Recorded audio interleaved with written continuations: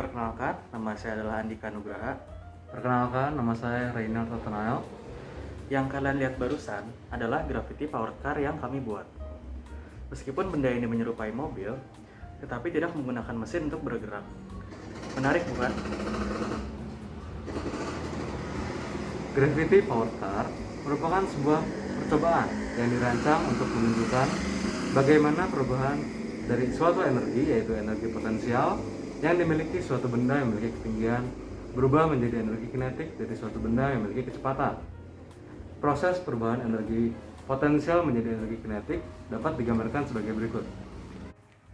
Energi potensial yang memiliki rumus M kali G dikali H, di mana H-nya menunjukkan ketinggian suatu benda, akan diubah menjadi energi kinetik yang memiliki rumus setengah dikali M dikali V kuadrat, di mana V-nya adalah kecepatan.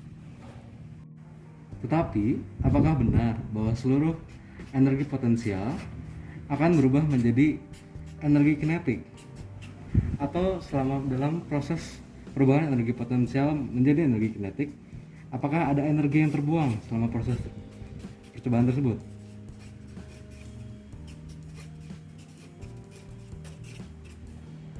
Nah, itulah yang akan kita cari tahu dalam percobaan kali ini, yaitu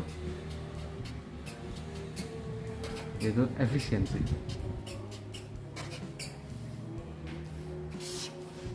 Efisiensi adalah sebuah perbandingan antara energi yang dihasilkan, yaitu energi kinetik, per energi yang dibutuhkan, yaitu energi potensial, dikalikan dengan 100%.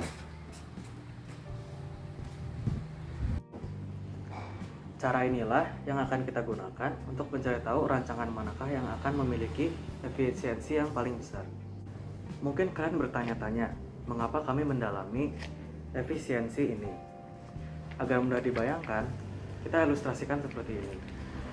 Ada dua rancangan mobil yang sama, tapi satu memiliki efisiensi 10% dan satu memiliki efisiensi 50%. Rancangan yang memiliki efisiensi 50% akan bergerak lebih jauh dan memiliki kecepatan lebih tinggi dibandingkan dengan rancangan yang memiliki efisiensi 10%. Hal ini dikarenakan pada rancangan yang memiliki efisiensi 10%, energi yang terbuang lebih banyak.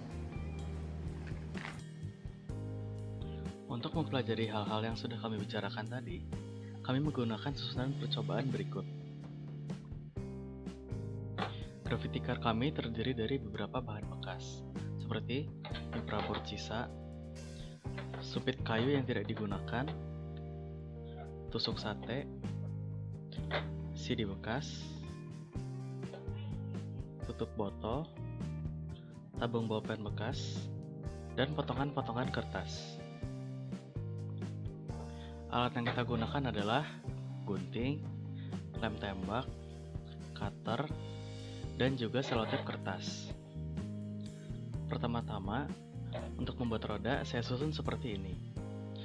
Tusuk sate, tutup botol, dan CD bekas. Kita membuat satu pasang, dan pada roda belakang dililit kertas dan diberi pengait seperti ini.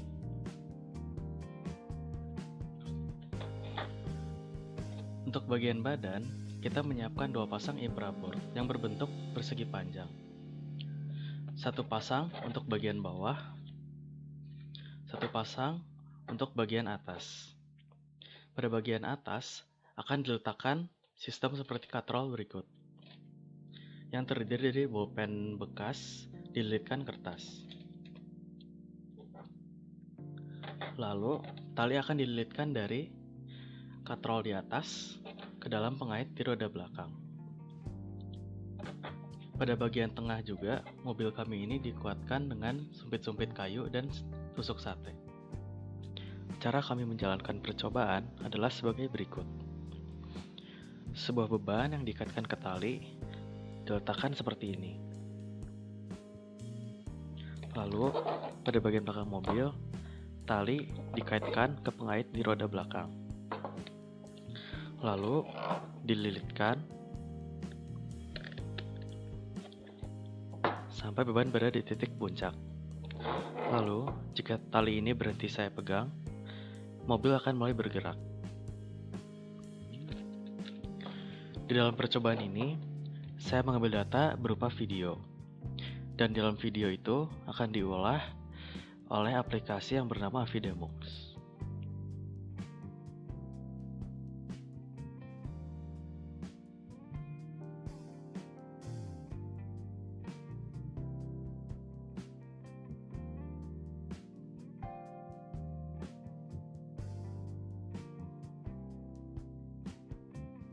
Setelah mengambil rekaman percobaan, saya akan mengolah videonya menggunakan aplikasi Avidemux karena aplikasi ini mudah untuk digunakan dan cukup detail. Nah, yang kita perlu lakukan sekarang hanya mencari tahu pada waktu berapa Gravity Powered Car ini melewati jarak yang telah ditetapkan pada percobaan tadi. Misalnya ini pada jarak 20 cm, waktu yang tercantum adalah 1,999 detik. Tetapi jangan lupa untuk mengurangi waktu ini dengan waktu yang diperlukan oleh Gravity Powered Car untuk benar-benar bergerak dari awal. Karena saat video ini memulai, Gravity Powered Car tidak langsung bergerak. Nah, kita akan mengulangi proses ini hingga mobil berada dalam keadaan berhenti. Dan jangan lupa untuk menghitung juga kapan waktu beban jatuh. Misalnya ini pada waktu 4,632 dikurangi dengan oleh waktu yang diperlukan mobil untuk benar-benar bergerak. Setelah kita mengumpulkan data-data yang diperlukan dari percobaan tadi, kita sebaiknya mengubah atau mengolah data-data ini menjadi bentuk yang lebih mudah untuk dipahami. Dalam kasus ini saya akan menggunakan graphic scatter. Di dalam graphic scatter ini terdapat beberapa titik dengan warna yang berbeda. Titik yang memiliki warna oranye kecoklatan menandakan kondisi Gravity Powered Car saat mengalami percepatan, sedangkan titik yang berwarna kuning menandakan kondisi Gravity Powered Car saat mengalami perlambatan. Kondisi percepatan dan perlambatan yang dialami ini dapat menghasilkan equation. Nah, equation atau rumus yang dihasilkan pada grafik sebenarnya merupakan bentuk umum dari rumus GLBB, yaitu VT sama dengan setengah A dikali T kuadrat ditambah dengan V0 kali T ditambah dengan S0. Nah, kedua rumus yang dihasilkan ini dapat kita gunakan untuk mencari tahu percepatan dan perlambatan, sehingga kita dapat mengetahui kecepatan benda yang kemudian akan digunakan dalam mencari energi kinetik pada Gravity Powered Car, sehingga kita dapat mengetahui berapa efisiensi dari setiap beban yang digunakan. Setelah melakukan pengambilan data dan melakukan perhitungan, kami menemukan bahwa percobaan yang mencapai efisiensi terbesar adalah percobaan yang menggunakan beban 100 gram.